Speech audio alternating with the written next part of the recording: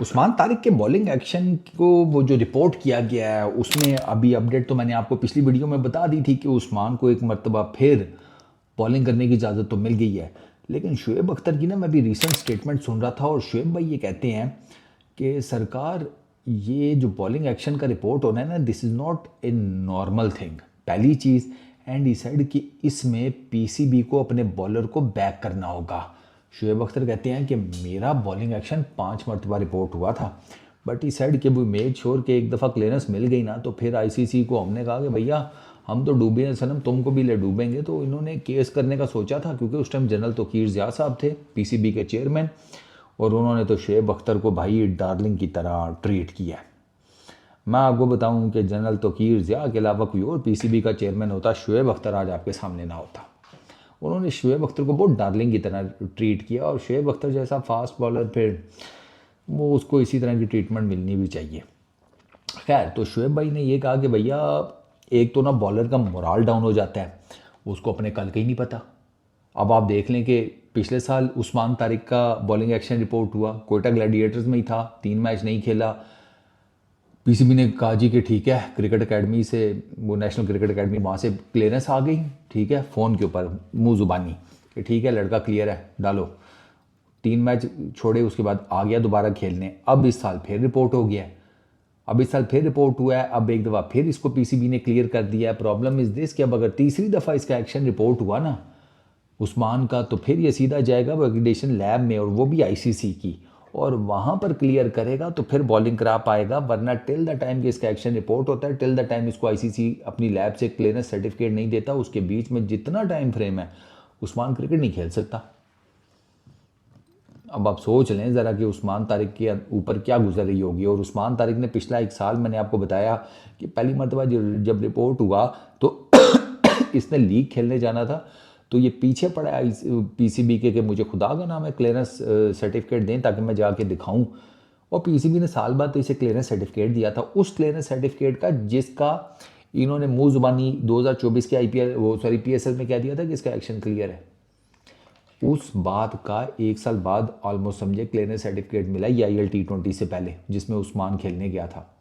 ये तो हमारा पीसीबी है। मैं तो शुएब भाई की बात पे हंस रहा था, शुएब भाई आपकी बारी तो पीसीबी का चेयरमैन और था, यहाँ तो पीसीबी के जो चेयरमैन साहब हैं उन तक गेंद बात बात पहुँचने ही नहीं देते, और अगर पहुँच जाए तो गलत पहुँचाते हैं। उनको पता ही नहीं सही चलता कि असल कहानी क्या है। पीसीबी उस्मान तारिक को घंटा बैक करेगा, कुछ भी नहीं करने वाला पीसीबी उस्मान को। हालांकि अच्छा खासा स्पिनर है, अगर उसका कहीं को मसला शसला है तो कोई भी बॉलिंग कोच करके कोई बायोमेट्रिक का बंदा इसके साथ अटैच करके वो चीज़ ठीक की जा सकती है उस्मान तारिक की। ये कौन सी इतनी बड़ी रॉकेट साइंस है। उसका वही हाइपर एक्सटेंशन का 15 डिग्री का जो इशू है वही है। वो पास शॉट्स, वो जो रुकता नहीं है गेंद करने से पहले, वो वाला मसला नहीं है। उसके ऊपर तो मैंने आपको पिछली वीडियो में बताया था, वो अंपायर्स के ऊपर डिपेंड कर रहा होता है कि उनको लगता है कि ठीक है ये पॉज इसने जो लिया है इसके बॉलिंग एक्शन का हिस्सा है, they are good to go, उनको प्रॉब्लम नहीं है।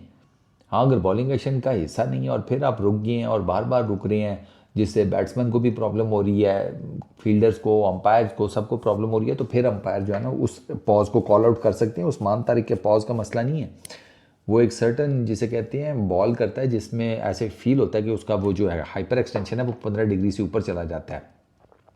क्योंकि उस्मान का ज़रा बॉलिंग एक्शन भी थोड़ा सा वो जिसे कहते हैं ना ऑकवर्ड टाइप है। मतलब वो एक ऑर्थोडॉक्स नॉर्मल ऑफ स्पिनर वाला या मिस्ट्री स्पिनर वाला नहीं है।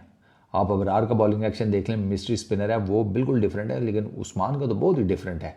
फिर उसमें वो बीच में पॉज भी आ जाता है, तो वो और वो करता भी दोनों साइड के ऊपर है, क्योंकि मिस्ट्री स्पिनर है ना, पढ़ के गेंद बाहर भी जाती है, पढ़ के गेंद अंदर भी आती है, सीधे वाला भी कर लेता है।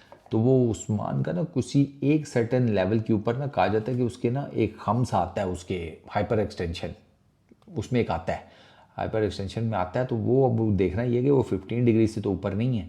तो बाई रियली होप कि आईसीसी ने जो क्लियरेंस दी है इसको, वो आईसीसी के भी सामने चल जाए और अंपायर्स के भी, क्योंकि अगर ना चली ना और ये तीसरी दफ़ा लड़का रिपोर्ट हुआ फिर रड़े थे मिल मैया वाला हिसाब हो जाना है। तो वो पीसीबी ने यार, वैसे बात बताऊँ, ये पाकिस्तान क्रिकेट बोर्ड तो कहने को है, लेकिन ये ना कम इनके सारे वो फुद्दू क्रिकेट बोर्ड वाले ही हैं। इनके डायरेक्टर्स को जिसे कहते हैं लोग बातें सुना रहे हैं, चेयरमैन पीसीबी रगड़े में आए हुए हैं, बहुत कुछ हो रहा है, लेकिन पीसीबी बस एक चीज़ नहीं हो रही कि पीसीबी अपना काम कर ले, वो नहीं हो रहा, बाकी सब कुछ हो रहा है। तो अब आई रियली होप कि शुएब अख्तर ने जो सजेशन दिया कि बोर्ड अपने लड़के को बैक करे, पीसीबी उस्मान को बैक करे, और इसका ये जो मसला अगर वाकई जेनवन में है तो उसको ठीक कर ले। उस्मान कहता है मैं ठीक कर लूँगा इन केस अगर कोई मसला है तो अगर वो जिसे कहते हैं जिसने ठीक करना है वो राज़ी है, आपने तो सिर्फ उसके साथ उसकी हेल्प आउट करनी है, वो तो कर लो। इतना तो दोस्त भी पेपर में जिसे कहते हैं करा ही देते हैं, वो जिसने चीटिंग करनी हो वो तैयार हो ना कि हाँ मैं कर लूँगा, तू बस शीट पीछे कर दी, तब अगला दोस्त कुछ ना कुछ कर ही लेता है। तो जब इधर ये बात उस्मान तैयार है तो पीसीबी को क्या मौत पड़ी हुई है, करा दो इसका ठीक यार, जो भी मसला है। इस वीडियो में इतने ही, अपना बहुत ख्याल रखना, नेक्स्ट वीडियो में मुलाकात होगी। Peace out.